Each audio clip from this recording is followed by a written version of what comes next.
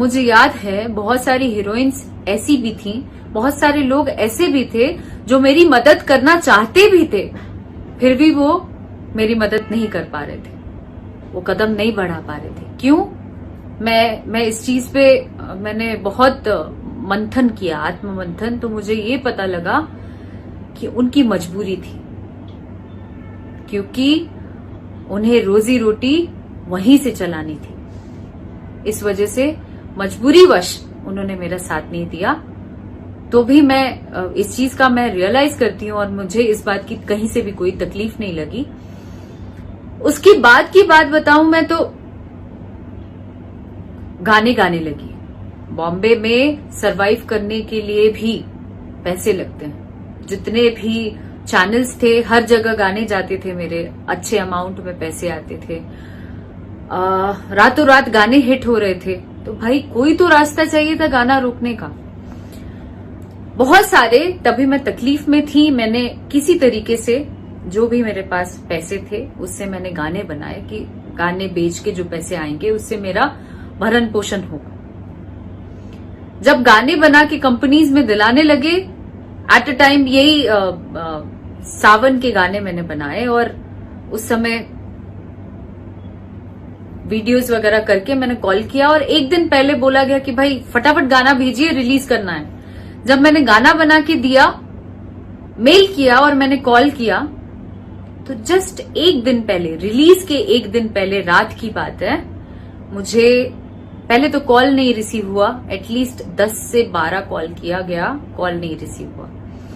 13वें call पे receive करके मुझे क्या कहा गया कंपनी मालिक द्वारा कि मैं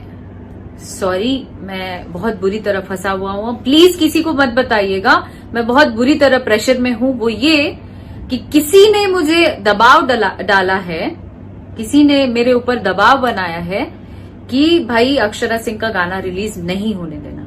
क्यों? अगर रिलीज हुआ तो मैं तुम्हारी फिल्म नहीं करूंगा, अगर रिलीज हुआ तो मैं तुम्हारे कंपनी में गाना नहीं दूंगा, मैं प्रेशर बनाऊंगा, व्हाटएवर। मैंने ये सुना और मेरे होश उड़ गए। वो सिचुएशन आप लोग जाके उस जगह पे जरूर इमेजिन करना कि वो टाइम पे जब आप बहुत मेहनत मुशक्कत करके कोई काम करते हो और उसमें कोई सामने वाला इस तरीके की बातें करे तो क्या लगता है, क्या बीतती है उस घड़ी में। मैं शॉक्ड हो गई, मैं शांत हो गई, चुपचाप साइड हटी। वैसे करके मैंने सोचा कि चलो ये कंपनी नहीं, दूसरे कंपनी में बात करें। धीरे धीरे करके सारे कंपनीज वालों ने ऐसा ही कहना शुरू कर दिया और एक टाइम ऐसा आ गया कि मैं एक्चुअली सुसाइडल, वो कहते हैं ना, कंडीशन में पहुंच गई। क्या करूं, कैसे जीऊंगी, क्या करूंगी, कैसे काम करूंगी, ये सारी सिचुएशंस में ये लोग पहुंचा दिए ग्रुपिज्म बना के। और उस समय कोई एक बंदा नहीं आया ये पूछने कि तुम खा पा रही हो, तुम जी पा रही हो, तुम मरोगी, जिंदा रहोगी, क्या करोगी। तो वो कहते हैं ना कि जब तक आप जीवित रहते हैं तब तक आपके इर्द गिर्द कोई नहीं होता है आपका तकलीफ देखने वाला, आपको पूछने वाला, आपको सराहने वाला, आपका साथ देने वाला।